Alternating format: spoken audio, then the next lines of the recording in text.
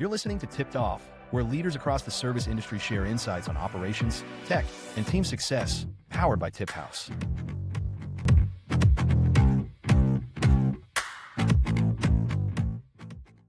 Welcome, and thank you for joining to another episode of Tip Off. I am your host, Kirk Grogan, and today we have a fabulous guest from SSP America, David Vonderschmidt, joining us. David, would you introduce yourself, tell us a little bit about your role and responsibilities, and kind of what your windy path was to get where you are today with SSP America? Yeah, absolutely. Thanks for having me. First of all, really appreciate the opportunity.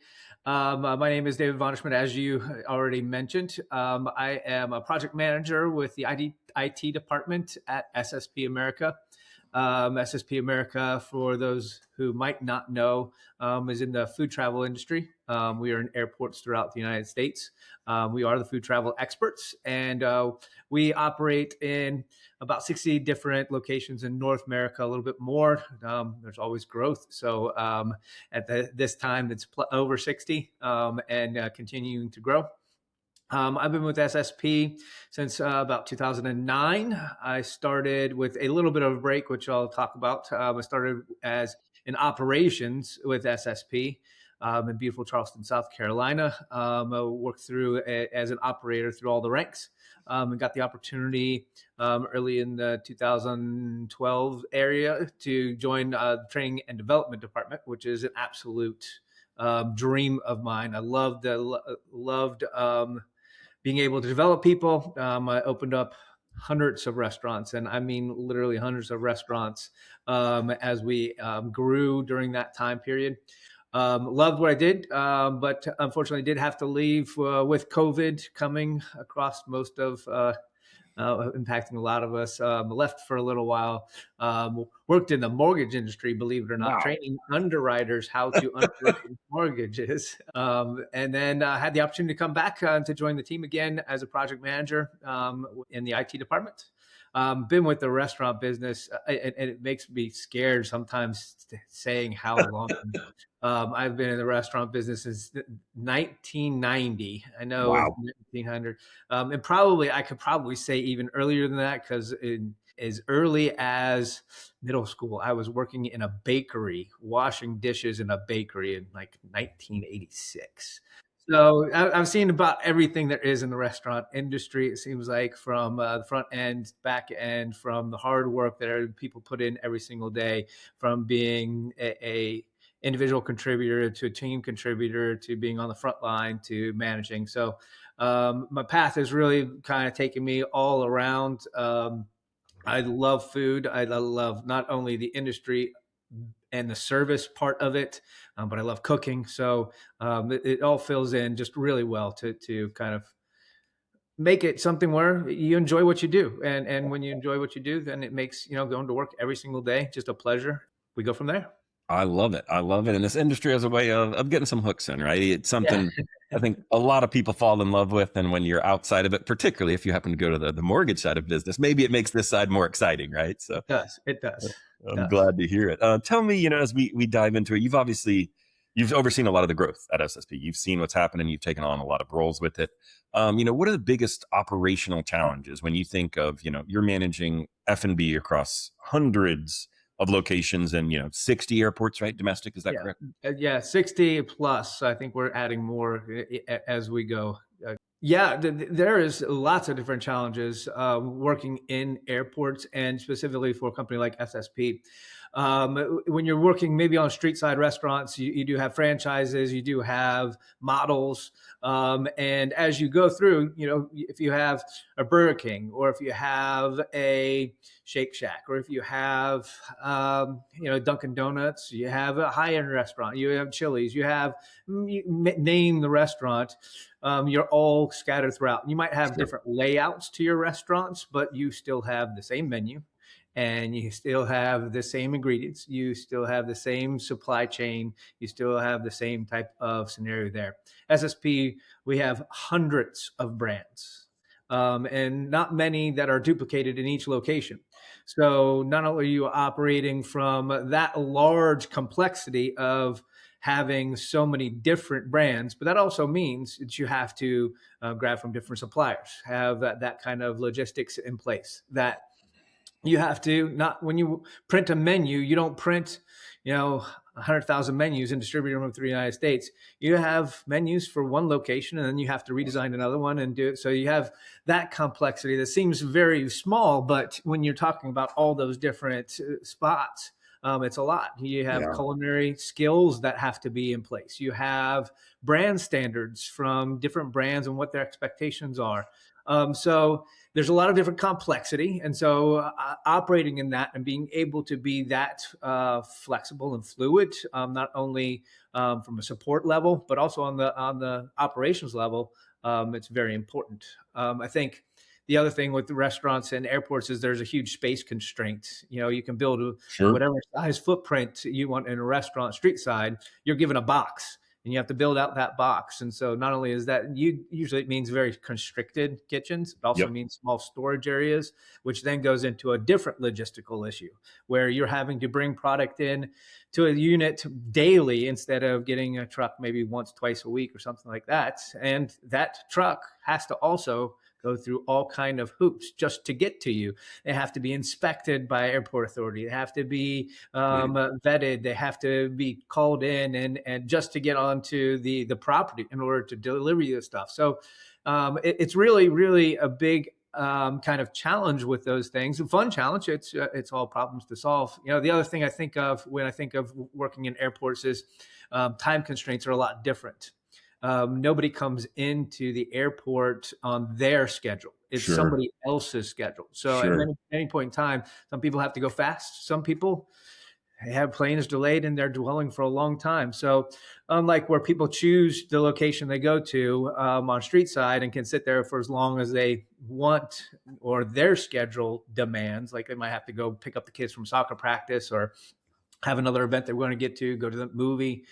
In airports, I'm getting on a plane. And so I could have just this amount of time, and that can be very, who knows, right in the middle. I'm sure if you've traveled any in the airport, they change the gate and all of a sudden you got to get up here and go over there real quick and you're going there. There's a lot of other things like day part kind of day parts are not the same in the airports. Start earlier, go later, but there's no longer that okay, we had lunch rush and then we come down to dinner rush. It's almost all just straight line. And there's times where there is downtime, but it's unpredictable because you get a lot busier when there's travel issues, unfortunately, for those passengers. So a lot of those different things do go into play. And then, of course, there's the staffing part of it as well. Staffing can be a bit of a challenge as well from the different constraints they have. I can believe it. And I want to dive into that. But I mean, I think you highlight, if you're looking at opening an airport and some restaurants there's a lot of things to consider, right? There are a number of challenges on it. So I think, when I think of complexity, the security of it all, that comes into play. But hiring, it's a wild time for hiring in the industry. Yeah, seemingly always, and now particularly so. But I imagine that even gets more complex. I mean, are you running background checks? You've got to get badges for these folks. They have to get through security every in and out a day. How do you handle staffing strategy? How do you think about it? Like, what's different on that side than normal F&B operation? All those good points about the badging and the background checks that go along with it. It's definitely something that you don't experience, going to a street side restaurant where you pull up in the parking lot, you go in the front or the back door and you're ready to go. Staffing constraints are completely different inside the airport because you do have to go through that badging process, which is usually a government authority that has to go through. And that background check goes through fingerprints. And this process is not a slow process. They have to go through and you have multiple appointments. So a lot of people who are coming into work at the airports, they have a lot of hoops just to drive through. And that's once they've gotten the job and really trying to get the job in the airport, we have our challenges as well. Because again, street side restaurant, you might be able to, I know we're going more technology. People are saying, go apply online and we'll call you in. But there's still the ability to walk into a restaurant and street side and ask for or turn in an application. It's different on the airport because when you talk about that, we're usually on the other side of security. So if somebody comes in, they can't just come knock on your door and say, well, I'd like to work there. Yeah. They can't get to us in many different instances. So you have to really be able to be accommodating and have to find different ways in order to recruit as well. So we use digital platforms for that as well. But it really creates a flexibility for our management teams to make sure they have to drop what they're doing maybe a mile away sometimes with these airports and walk all over to the security. So there's a lot of things that have to do in that instance. So it's really important that there's proactive hiring, high focus on retention. So you do not have to do that. Yep. But definitely the strategy there is really, we try all kind of different methods as far as from a media perspective to get people to come in. And then it's proactiveness is the important, I think, part of that strategy. I can imagine. And you brought up a couple items I didn't even think of. One is, of course, they can't just pop in and say, I'm dropping a resume, or even just check out the restaurant and say, hey, this is a cool spot. Maybe I would like to switch and work. You're gated, you're behind some security. And then the idea of management, when you're conducting an in-person interview, that's got to be offsite. They're leaving the airport to actually go meet these prospective many times. If we do job fairs because it's so hard to get there. And you talk about just the fact that if I'm going to go apply, and I do go to the airport to go apply for a job, if you've gone to an airport lately, you have to pay for parking. So you're asking somebody to come in, pay for parking to apply for a job. So there's really a lot of those different challenges. But, as we talk about different strategies, there is some things that come up with the airports that you can't get street side. Sure. We start really early in the morning. For some people, that's not good. But if you start really early in the morning, you might be out and done with your shift by noon or 2 o'clock sometimes. If you're done by your shift by 2 o'clock in the morning or 2 o'clock in the afternoon, or it's great for childcare. It's great Absolutely. If you're getting off by noon. If you're somebody who is a workaholic and wants to work a second job, you have a wide open evening area. Now, it doesn't mean getting up early. No, don't get me wrong. But the thing is most of the time the airports, we don't stay open that late either, because a lot of times last flights are at 8 o'clock or so, and you're able to clean up and go home. So sometimes you can get home for must-see TV and go for that. So there is those benefits as well that you can play up, and giving attractive benefits and an attractive environment to work in is other ways and strategies in which we use in order to hire some of the best people. I love it. And that makes perfect sense. You have to be creative, and it sounds like you all have really thought it through, and obviously you're experts in this space. So, staying on that topic real quick, obviously labor is tight right now. Turnover is high. Y'all's focus on retention, and that makes perfect sense to me. How do you see other operators out there right now competing for talent, beyond, there's the obvious, we're just going to pay more and more. And that's kind of a zero-sum game. We're eventually racing to the bottom there. So how are you seeing groups competing, whether that's inside of airports, yourselves, competitors, anything on that nature, and outside industry at large here? I think when it comes to getting the best people and retaining the best people on your team, I think it's really important that you have a great culture to start with.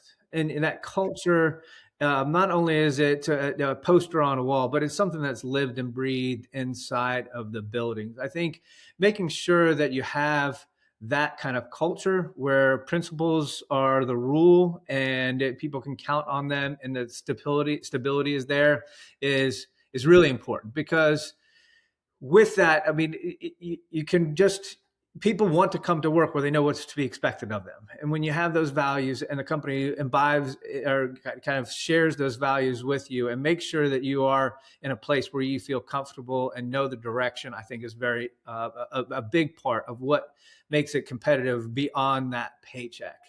I think it's all about how you treat people as well. Treat them with respect. That doesn't mean just rolling over and not holding standards. People want to be held to standards. People want to have some kind of discipline and structure in place. But it needs to be done respectfully, and that people understand I'm coming in here working hard, using my discretionary effort in order to further the company's goals. So treating people with that respect and understanding, and also, again, you value people when you do hold people accountable, because there's other people around who are going, well, why does Bob get to do that? And kind of slack off, I'm having to work extra hard. So I think that it comes with both of those that you have to balance really, really quite well. I think having an environment where people feel safe is very important. I think being able to have somewhere where not only you feel comfortable at work, you feel valued at work, you're considered valuable just from the diversity that you bring in, whatever that diversity might be. I mean, when I am deploying the TipHaus product, is the safety of people, especially in this industry, who are making cash or money and walking out the door, or can be a huge danger Absolutely. of walking with that kind of money and being a target. So having a product like this, that creates another safety for folks who can feel, that I'm no longer a target to people. So that just one part of the safe environment. But I think the safe environment overall is a part of how do you keep a great talent. I think, and this goes back, and you have to forgive me. I'm gonna shamelessly plug Oh, please do. learning and development part of it. I think that's huge for anybody. If you give people the opportunity to learn, to grow, to experience new things, to broaden their horizon, giving them the opportunity not only to be better skilled or learn a different skill, but also perhaps even to rise up in the ranks to make this their career and the calling. That's the opportunity I had from a very young part of my career all the way through. I had great leaders who were giving me opportunities to grow in the company professionally.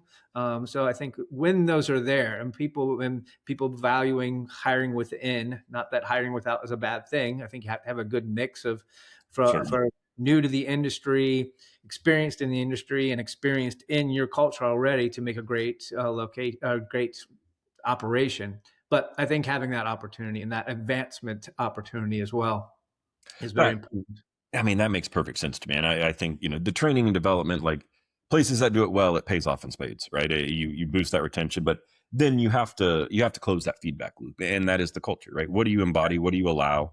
What do you enforce? And I agree. People want structure. They want to make sure things feel fair, right? If Correct. they messed up and they know it and you let them know that, typically there's a fine response to it because they understand. They realize the rules were very, very well laid out. I made a mistake there. We're going to learn from it, get over it. And I think you've nailed it with the culture side of things. And so tell me, y'all have creative staffing models. And I think you look for talent in places that, by necessity, you kind of have to. You've been creative on that side. You obviously embody the standards, the classics. Don't stray from the idea. No matter how many fancy items you bring in, culture and, culture being actually how people feel, not how you say they're going to feel, not what's written on a wall. What do they actually feel when they walk in your building every day for work? But, minimum wages are rising, labor market's tightening, as they're saying. Like, do you see that in the industry or even within SSP America that are there going to be more creative staffing models? Are we moving towards kind of split shifts? Are we doing, where people may be able to work fewer shifts and we're seeing things like that? Are there entirely different models I'm ignorant of right now that you're paying attention to? Yeah, I think there's got to be a lot of creativity there because if you continue to say the same paradigm, as fast as our world is changing, I don't think that you can continue to survive and be successful. So yes, I think that you have to find creative ways.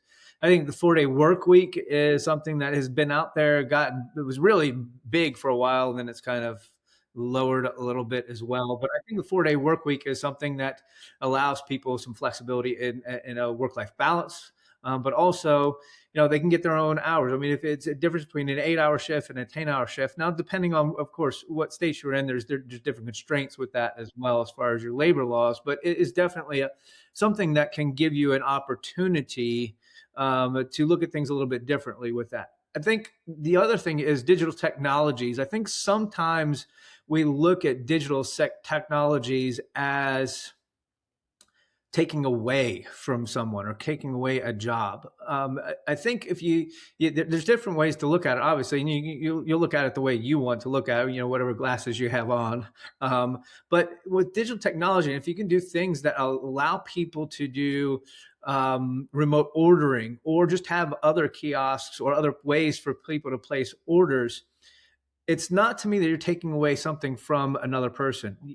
If you have 4 people ringing in an order at the same time that one cashier was having a queue of people, all of a sudden your throughput goes through the roof, right? You're getting more guests per hour per transaction, and you can keep the same staff on that you have nowadays and on top and make higher end profits because your top line sales are higher because you are just putting more people through where you couldn't do that in the past. So digital technologies, I think, I know we're talking about staffing, but how it can influence that is that a lot of people are like, oh, what technology is going to take over? Now I don't have to have as many cashiers. Now I don't have to have as many, whatever you might want to put on there, servers, bartenders, because everybody's doing things their own with their own digital ordering. But I think it really takes into the ability for the service to really play a big part. Instead of logistics of what do you want to eat, it's how can I now take care of your experience and customize it. So it gives you a lot of that extra time. And so as far as staffing goes, it allows us for efficiencies. The other technology, I mean, it's as simple as even if you're doing an order pad at a table, instead of a digital order pad, things get to the kitchen faster, to the bar faster. So you don't have to go to a different station and ring something up and then you go to the bar. This can all be, you can still be having a conversation with the guests, talking to them, and the bartender's already making drinks, and you go and pick them up and right back. You know, most people sitting in a restaurant, they're happy to have something in front of them. They don't want that big gap. So anything we can do with that. So I think, I know we talked about staffing and creative, but how does digital kind of come into play? What tasks can we automate that allows you to do a better job at what you're doing? And it will change maybe people's job descriptions. And that's okay. And we look at different ways it's going to be that. We talk about cooking equipment and new automation with cooking equipment, all those things as far as what you're looking for staffing. What are these people going to need to now do and get to the point where they can be even better at their job and not having to and help technology be an aid to them creating that better experience. So I think as we're looking at staffing, it's going to be, what are we going to use with technology? How's that going to change people's jobs? And how are we going to now train them to okay, yes, you were a server, and use those skills you already had and apply them to a new task. So I love that. And the kind of the model we've heard continually on the podcast is using technology to enhance, not replace, right? Staffing may adjust, right? I love change their job description, change what they're doing with it. But, to your point, it's the idea. My favorite use of technology at airport anywhere is always that I can pay at the table on my, I don't have to flag a server down. I'm never someone who wants to, snap your fingers. That's not who I am. It's not who anyone should be. Pro tip, if you're not in the industry, don't do that. But it's the idea still that, to your point earlier of especially street side restaurants, I'm on my schedule. And when I'm ready to leave, if I'm going to go try to catch a movie, if I need to go pick kids up, whatever it may be, I want to be able to pay at that time. And same thing is if 5 people are in line, I'd much rather know that my food's being worked on at that time because I can enter it into it and get it started as opposed to waiting 10 minutes through the queue and then know, okay, now the timer has begun. We can keep moving things. So I like that, man. And I think, it's a great way. I think a very clever way of thinking. Staffing involves a lot. It's not just thinking about your physical staff and how you hire them or how you train them. It's all encompassing, the holistic view of your operations and what it takes. So I want to change gears on you in just a little more broad stroke. But, when we think of travel hospitality, it's a wild beast. It is a complex piece, certainly falls in the hospitality space, but so many of its own unique challenges. Are there trends, those of us that are not in the travel hospitality space, are there trends going on? Are there things happening right now that are, paradigm shifting? The whole market is on its head. Things are going this direction. And you see it. What's going on that you spot right there? What happens out in the outside world obviously happens what affects what's happening on the inside world, right? So, some of the economic uncertainties, I think we don't know what's going to happen. This is a trend we're definitely looking at as an industry. When there's economic times that are unstable, people's choice to travel, both leisurely and for business, do change. So how is that going to impact people and the frequency of their travel? Are they going to still be able to go to all those destinations that they wanted to? When obviously COVID came, that completely shuts everything down. Mm-hmm. And then everybody had the revenge travel. They couldn't travel so long, so everybody traveled. Now we're kind of leveling off, but it's interesting to find out what's going to happen over over time on what is constricting. The airport industry is dependent on flights and passenger traffic. I always think about when you go to see a baseball game, you got to pay to go in to see a baseball game, and you're going in there for entertainment. Same thing with airport. In order to get to our restaurants, you have to pay an entry fee to get to our restaurants. So when you think about that, and do people have the discretionary income? Do they have the time? Do they have the ability? With technology as well, you never knew what would happen after COVID with business travel, even, right? Because more digital, teleconferences like this. You can have meetings where you don't have to fly and do them in person. You can do those virtually. So we're still looking at how that is impacting some of the business travel, which was a big segment in the industry. A lot of the trends I'm seeing and wondering where they're going to go is on the digital side of things. So like you said, the pay at the table, the remote ordering. Is it already ready for me when I get there? Being able to utilize the same kind of things, or you can use an app like at Starbucks, and when you pull up the Starbucks, you can walk in the door, pick up your coffee, and you can go. Many other restaurants, Starbucks is just one example. Having that kind of opportunities in the airport as well, seeing what you can do for those folks who are doing a connection. A lot of people might not be familiar with that airport, and might not have much layover time. How can you still get something there?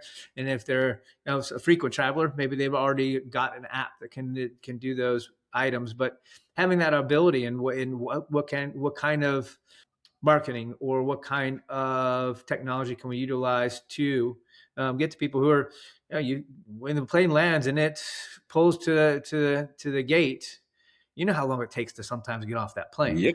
You can go ahead and do a lot of your connect to the airport ordering sites and have something ordered up, so as you go over and you can still pick something up, have something delicious to eat before you get onto your next plane to go. So I think some of those, the things I really wonder, not just in the airport industry, food travel industry, but also just the hospitality and F&B industry, is what kind of role is AI going to play? Yeah, what absolutely. How is it going to change what we're doing today? What is it going to do to make things better? What is it going to do to kind of, we do not know that uncharted territory. Yeah. So, I think the one thing that the food and beverage industry is kind of a reputation for in the wider range is slow to adopt technology. Is this a time where we want to get out ahead of this and really be able to leverage that? The digital technology also I've already mentioned, but the other thing to think about is, robotics is another area that I'd be very interested where it's going to happen as we begin to really go down. When you look at a lot of the Asian markets and what they do not have some of the labor force available to them. So they relied a little bit more on robotics for a lot of years. Okay. What does that translate to here in the States? Is that something that is going to be something we can embrace, something that we're going to be reluctant to have? Is it something that's good for? I mean, there's a whole lot of different aspects that go along with that, but is robotics part of the food and beverage business moving forward? I mean, you can get now a machine in your house that mixes your margaritas, your daiquiris, your martinis. I mean, absolutely. These are all things that I think maybe aren't anywhere on the horizon today, but what is it going to impact tomorrow? Sure. What is it be like, and what can we utilize it for not only the betterment of the industry, but for our guest experience, for the business experience, for all of those. I think it's something to explore. I agree. And I mean, I think it's always, what does the guest get? What gets them excited? What do they tolerate? What are they unhappy about? Right. You like that conversation with a bartender. I think they're oftentimes, unpaid therapists. Right. So, maybe that stays around. And out of just curiosity, and this is my personal interest in soccer and the World Cup, do y'all look at things like World Cup and realize, I mean, the travel that's going to generate for those cities, is that something already planned out? And absolutely, that is definitely something that we definitely plan for, because you're going to see not only are you going to see a lot of travel from just within the United States, but you're talking about international travel. Sure. All about. So without a doubt, it's something that is on our radar, something that is very exciting for the United States to have. It's very interesting how they've set this up, where it's not just one venue like it has been in World Cups prior, or a few venues. This is going to be all throughout, and I think it's very Absolutely. exciting. But it also means that a lot of us have to be prepared, not just one of us. I So can not one imagine. location, one area centralized. It means that there's a lot of things that we're going to have. And so, yeah, without a doubt, that's something that's going to definitely bring a lot of people to the United States. And it's a great time for us being in the airports to show off those great products and that exciting taste of place that we provide for them. I love it. And I've frequented quite a few during my travels of SSP restaurants and bars, and I'll be traveling for the World Cup. I'm fortunate enough to have a couple tickets in different cities, so I will Yep. see SSP employees, and enjoy some of the food with it. So, David, I want to pivot us. There's a couple questions that I always like to ask. I love keeping kind of an apples to apples operators across the industry, seeing different approaches. First question, always a layup. I'm going to be relatively easy, I hope, unless you've got a lot of concepts that you love, but. My first is always, what is right now your favorite restaurant concept or brand out there? What's it doing to stand out to you? And as always, and more difficult for you than most, is it cannot be one of your own. And since you have hundreds of concepts within yours, I know I've limited you quite dramatically there. I'll tell you, the concept that we have enjoyed the most lately is the Korean barbecues, where you get to Yes. actually grill the stuff Yep. yourself. I think the food's excellent. I think the experience is excellent. It really lets you. It really goes into the customization of your experience, and I think that's for somebody who likes to cook at home a lot. And it seems silly to go out to eat and cook as well. Yeah, sure. But especially when you're going out with multiple people and getting that opportunity to kind of share an experience, you all get to participate, and it's really not only enjoyable to have the experience, but tasting different things that I want to honestly try at home, and you can't Yep. really replicate at home. So when we go out to eat, we want to find places. I can't get this at home. I can't make this Uh-huh. at home. Yep. So that's kind of my favorite right now. And we don't have any of those concepts. I don't think you can have an open flame in an airport and get past Sure. many codes, or at least get past the airport authority. So there you go. Potentially frowned upon and something you'll never have in your portfolio. So unbiased on it. I like it, man. I like it. Tell me, two-part question as always here. If you've got the bifocals, throw them on, because I want you to look short and far here.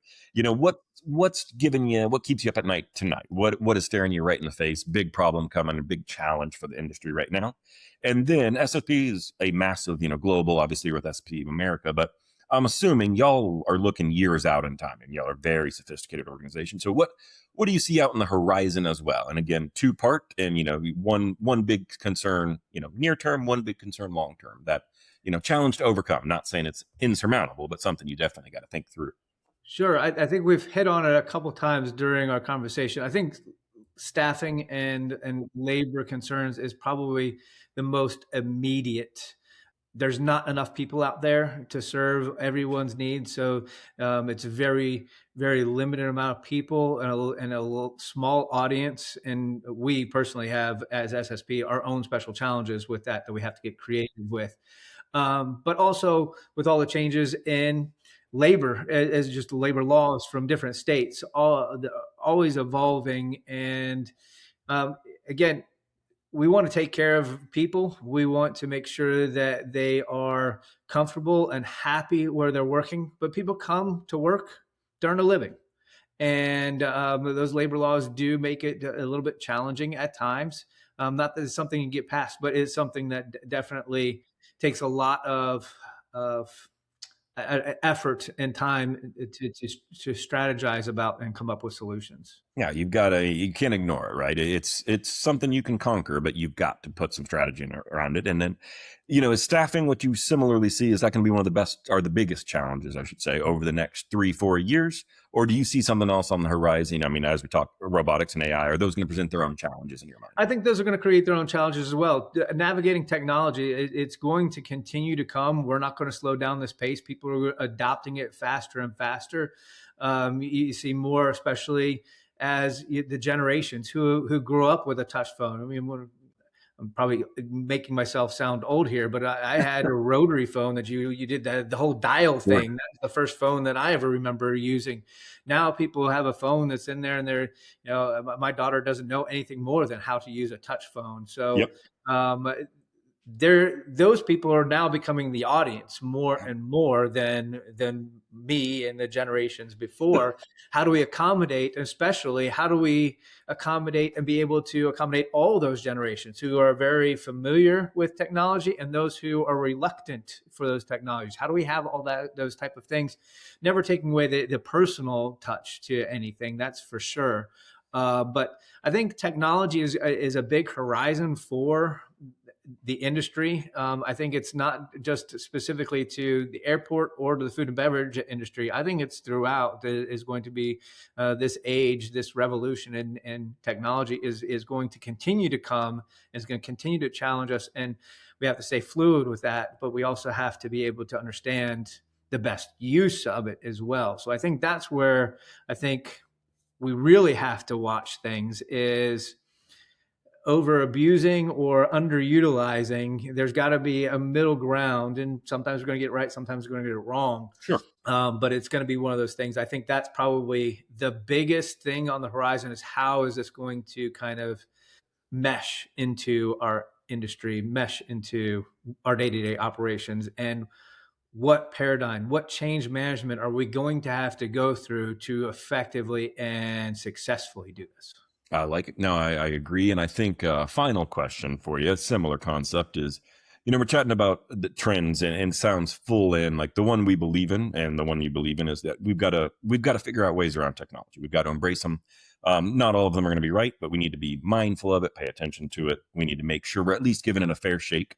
Is this for us? Does it resonate well with our audience, our staff members, et cetera? Tell me, a trend that you don't believe in. You say, hey, I see that people are thinking that this is the next thing, but we, at least at SSP America, it's not right for us, and we're going to let this train sail right on by. Yeah, I think sometimes we get into type of menu offerings that people like. You get all bought into one type of menu offering and don't look from a different perspective. So I think that one thing that we have to really watch out for is getting too caught up in the moment. Sure. And seeing something that is a fad versus understanding what is a fad and what is something that's going to stay, and sticking with that as well.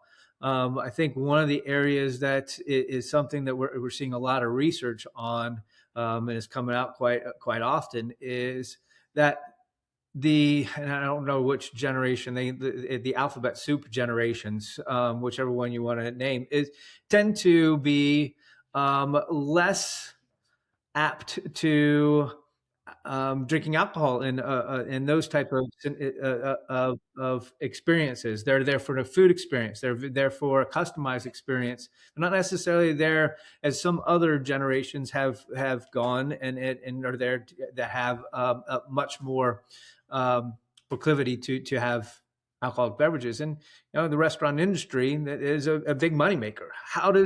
How do we then go from that? Do we keep good craft beverages that are destination beverages? Do we also bridge into the non-alcoholic beverages that taste like the mocktails? How good is that going to kind of be a choice in the future? Again, different demographic, different generation has different tastes. So are we catering to the right audience and having that good blend? I love it. And I will say, I think airport beers don't count always, right? Even during a dry January, if I'm at the airport, I've got other things going on. So you'll always get my business on that side and keep a good craft beer for me there with it. But David, I want to thank you for jumping on. And I do want to give you, if people wanted to learn more about SSP America, if they wanted to investigate a little more on it, where would they find you? How's the best way to get in touch and think about SSP America? Yeah, you can find us at sspamerica.com. And if you come to that website, there is a lot of different information there, not only about SSP, but if you're looking to join our team, we have a great career portal and a great AI assistant as well to help you through the application process and getting into the system. It is always updated, and so is always ready for and open for business. That's for sure. I love it. I love it. Well, thank you very much. And if you're looking, please jump on to SSPAmerica.com. But David, with that, I'm going to turn us loose, and I cannot thank you enough for joining us today and sharing some wisdom. Absolutely. Thank you so much for having me. I appreciate it. It was a pleasure, and I'm really excited and honored that you had me today. Thank you so much. Absolutely. Yeah, you got it. Thank you, David. All right. Thank you. Thanks for listening to Tipped Off, the podcast for the service industry. For more tools and insights, visit TipHaus.com.